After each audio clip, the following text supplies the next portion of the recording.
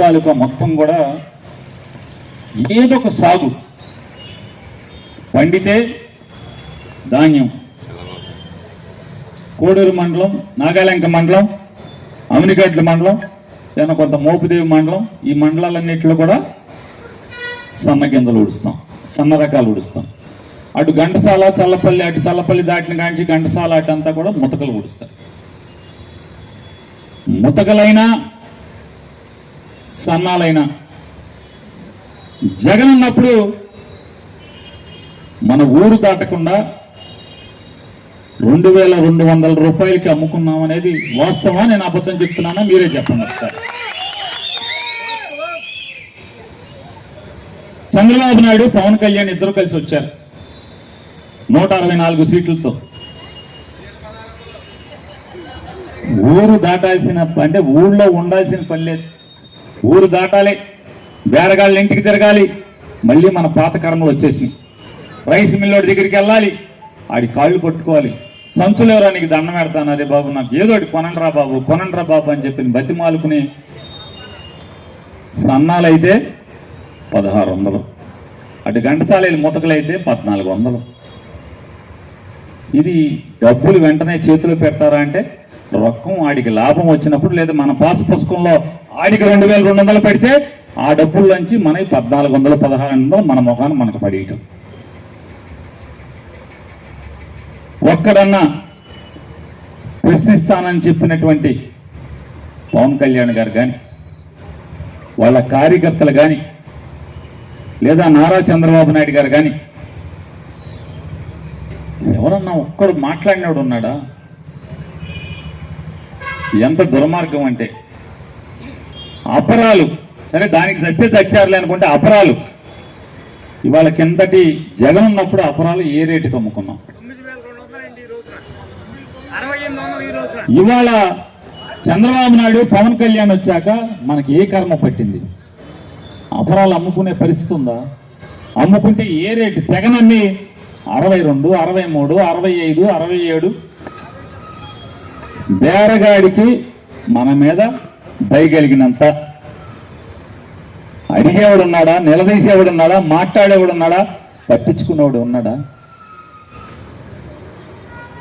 ఈనాడు జ్యోతి రాజశాస్త్రయ్య, రామోజీరావు గారు కొడుకు రాయుడు, ఈ రాధాకృష్ణ రాయుడు. రైతు ఈ రకంగా ధాన్యం అపరాలు డెల్టాలో ఈ రకమైన పరిస్థితి ఉంటుంది. ఇదే సముద్రం పక్కన లేదా డెల్టాలో మనకి రొయ్యల రైతులు ఏ పరిస్థితి ఉంది? పట్టించుకునేవాడు ఎవడున్నాడు? అడిగే దిక్కులేని పరిస్థితి. ఎక్స్పోర్టర్లందరూ కూడా, లేదా షెడ్లు ఓనర్లందరూ కూడా ఏ రకంగా రొయ్యల రైతుల్ని పీడించుకు తింటున్నారు, కాల్చుకు తింటున్నారు, ఏ రకంగా పేక మీద కత్తేసి తొక్కి పెట్టి గత్యంతరం లేని స్థితిలో కేజీ ఏ రేటుకు అమ్ముకుంటున్నామో మనందరం ఇవాళ చూస్తున్నాం. ఇక్కడ మన పరిస్థితి ఇక్కడ ఇంట్లో ఉంటాయి. మన ఏరు దాడితే మిర్చి, పత్తి పరిస్థితి కొనే నాదుడు లేడని చెప్పి అల్లాడుతున్నారు. లేదా జగన్ ఉన్నప్పుడు 26,000, 25,000 ఉంటే ఇవాళ ఏ రేటు ఉందనేది 11,000, 12,000 ఉందని చెప్తున్నారు. అలాగే పొగాకు పరిస్థితి దయనీయమైన పరిస్థితి. ఇవాళ చిత్తూరు ఏరియాలో మామిడి రైతు పరిస్థితి. అంటే రాష్ట్రంలో ఉన్నటువంటి ఏ పంట మీరు పండించినా కూడా రైతు గది అదే గతి, అదే పరిస్థితి ఇవాళ చంద్రబాబు నాయుడు గారి పరిపాలనలో, పవన్ కళ్యాణ్ గారి పరిపాలనలో. ఏంటయ్యా పరిస్థితి? నేను అన్నిటి నాది బాధ్యత అని చెప్పినటువంటి పవన్ కళ్యాణ్ గారు ఎక్కడున్నారా అంటే శుభ్రంగా షూటింగ్లు చేసుకుంటున్నాడు. ఒకరోజు తెల్లబట్టలు వేసుకొస్తాడు, ఒకరోజు టక్ వేసుకొస్తాడు. ఏది వేసుకొచ్చినా కూడా అయితే స్పెషల్ ఫ్లైట్ లేకపోతే హెలికాప్టర్ తప్పితే మామూలుగా ఇదివరకు లాగా కారు టాప్ ఎక్కి మాత్రం రావట్లేదు. కారు ఎక్కడం మర్చిపోయాడు.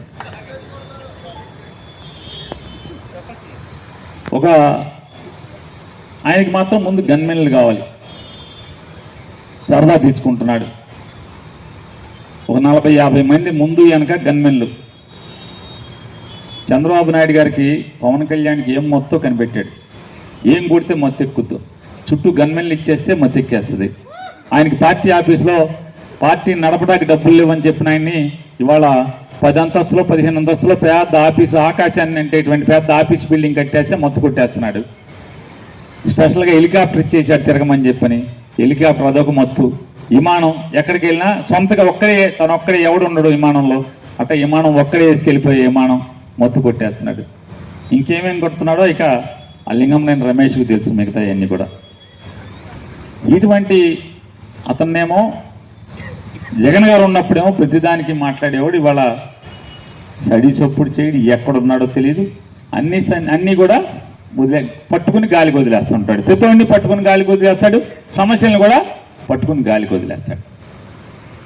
లడ్డు అన్నాడు, తిరుపతి లడ్డూలో పంది కొవ్వు కలిసిందన్నాడు, వదిలేశాడు. కొనసాగింపు ఎవడ కలిపాడు, ఆడెవడు లోపలేశారా, పంది కొవ్వు లేదని ఇప్పుడు అంటున్నారు. ఇట్లా ఏది తీసుకున్నా కూడా ప్రతిదీ పట్టుకోవటం వదిలేయటం, పట్టుకోవటం వదిలేయటం, పట్టుకోవటం వదిలేయటం. ఇవాళ చంద్రబాబు నాయుడికి ఎప్పుడు కష్టం వస్తే అప్పుడు మాత్రం జగన్ గారి చెల్లి, చిరంజీవి గారి తమ్ముడు ఇద్దరు మాత్రం బజార్కి వచ్చేస్తారు. ఇంకా మిగతా అప్పుడు అసలు వీళ్ళిద్దరు అడ్రస్ కనపడరు. జగన్ గారి చెల్లి కానీ చిరంజీవి గారి తమ్ముడు కానీ అసలు మళ్ళీ మనకు కనపడరు. ఇక్కడ చంద్రబాబు కష్టం రావాలి, వాళ్ళిద్దరిని మనం చూడాలంటే చంద్రబాబు కష్టం రావాలి, ఇబ్బంది కలగాలి.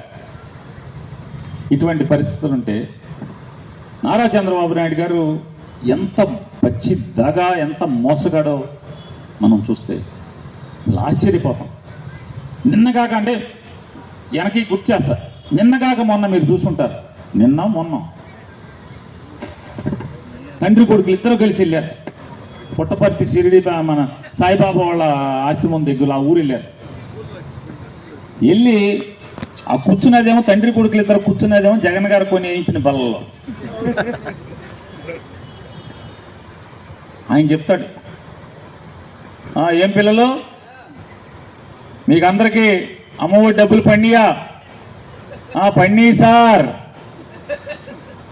బాగా అమెరికాలో బాగా చదువుకుని గొప్పవాడిగా ఎదిగిన మీ మంత్రి గారు ఈ అమ్మఒడి పథకం మీ మంత్రి గారి విద్యాశాఖ మంత్రి గారే కనిపెట్టాడంటాడు. ఊరికి కనిపెడతాం అసలు మామూలుగా అసలు ఎవరన్నా అంటే ఆయన ఏంటంటే ఎవడు ఏమనుకుంటే మనకు అనవసరం, మా అబ్బాయిని రుద్దేయాలి మీద. యమరుద్ధుడు మామూలుగా రుద్ది మనకి రుద్దే చేసి మనం కూడా ఆఖరికి ఈ పథకం జగన్ ఉండగా పథకం తీసుకున్న వాళ్ళు లేదా వైఎస్ఆర్ కాంగ్రెస్ పార్టీ వాళ్ళు కూడా అమ్మఒడి జగన్ పెట్టింది లోకేష్ అని మనమే ఆలోచించే పరిస్థితికి వృద్ధి చేస్తాడు మన మీద. అసలు ఆయన చెప్పాడు ఎలక్షన్ల ముందు, అమ్మా చెల్లెళ్ళు మీరు ఆర్టీసీ బస్ ఎక్కేయండి, మీకు ఎప్పుడు కావాలంటే అప్పుడు. మీ ఆయన మీద అలిగారా, బస్ ఎక్కేయండి, పుట్టింటికి వెళ్ళిపోండి. లేదా మీకు సరదాగా ఉందా, బస్ ఎక్కేయండి, మీకు ఎక్కడికి కావాలంటే అక్కడికి వెళ్ళిపోండి. బస్సు డ్రైవర్ని నేను, మీరు బస్సు ఎక్కి చెప్పండి మా చంద్రన్న చెప్పాడు టికెట్ అక్కర్లా, టికెట్ ఏమో మీరు ఎక్కడికి కావాలంటే ఎక్కడికి వెళ్ళమన్నాడు. వీళ్ళు మామూలుగా 4వ తారీఖు కౌంటింగ్ అయిపోతే మొత్తం ఆ రాత్రికే బట్టలు సర్దేసుకున్నారు చాలా మంది. పొద్దున్నే బస్సు ఎక్కి వెళ్ళిపోదామని ఫ్రీగా అని చెప్పాను. 5వ తారీఖు పొద్దున్నే బస్ స్టాండ్కి వెళ్ళి బస్సు ఎక్కగానే మామూలు బస్సు నుంచి కిందకు దోచారు. ఆడటా చెప్తారమ్మా చంద్రబాబు నాయుడు ఎన్నిసార్లు టికెట్ కొట్టాలి వెళ్ళాలమ్మా అని చెప్పాడు. సంవత్సరం అయిన తర్వాత ఇప్పుడు మాట్లాడుతున్నాడు. ఏమంటాడు, చెడిపోతారు మీరు, ఎక్కడ పడితే అక్కడ ఇష్టం చేసి తిరుగుతారా, జిల్లా దాటి వెళ్ళకూడదని చెప్తున్నాడు. ఇప్పుడు మీరు ఇల్లు వదిలేసేసి మీ ఇష్టం వచ్చినట్టు ఎక్కడికి పడితే అక్కడికి వెళ్ళిపో. అప్పుడేమో తిరుపతి వెళ్ళాలంటే వెళ్ళిపోండి, సరదాగా వైజాగ్ బీచ్ చూడాలంటే వెళ్ళిపోండి, సరదాగా హైదరాబాద్ చూడాలంటే వెళ్ళిపోండి, ఇక్కడ బస్సు ఎక్కితే చాలా బస్సు ఎక్కడికి వెళ్తే అక్కడ దాకా వెళ్ళిపోమన్నాడు. ఇప్పుడు అంటాడు మీరందరూ చెడిపోతారు, అట్ట ఎట్టబడితే అక్కడ తిరగకూడదు, జిల్లా దాటి వెళ్ళకూడదు అంటాడు. చల్లపల్లి బస్సు ఎక్కితే మామూలుగా రేపల వంతెన మీద దింపేస్తారు, ఏది పులిగడ్డ వంతెన మీద. ఏం జిల్లా దాడుతుంది కదా, ఏం చేయాలి, మోటార్ గిట్టగైతే మొత్తం కింద ఆడేసి ఏం చేయాలి, చల్లపల్లి బస్సు ఎక్కి మామూలుగా రేపల్లి వెళ్తామంటే బందర్లో ఎక్కి బెదవాడ వెళ్దామని చెప్తుంటే బెదవాడి దగ్గర పనమలూరు దగ్గర దింపేస్తారు. ఏంటంటే ఆ జిల్లా దాటుతానికి దగ్గర అయిపోయింది, జిల్లా అయిపోయిందని చెప్పి. అంటే అది కూడా అంటే ఎంత దగ, ఎంత పచ్చి మోసం. సంవత్సరానికి 3 బండ్లు అన్నాడు. సరే 3 బండ్లు కాదు, అసలు బండ ఎవరికైనా డబ్బులు పడియలేదు, అంతా అయోమయం, అంతా మాయా మచ్చంద్ర. బండి ఎవరికి డబ్బులు పడినా తెలియదు, బాగా చెప్పేస్తాడు బండి ఇచ్చేసాం అంటున్నాడు.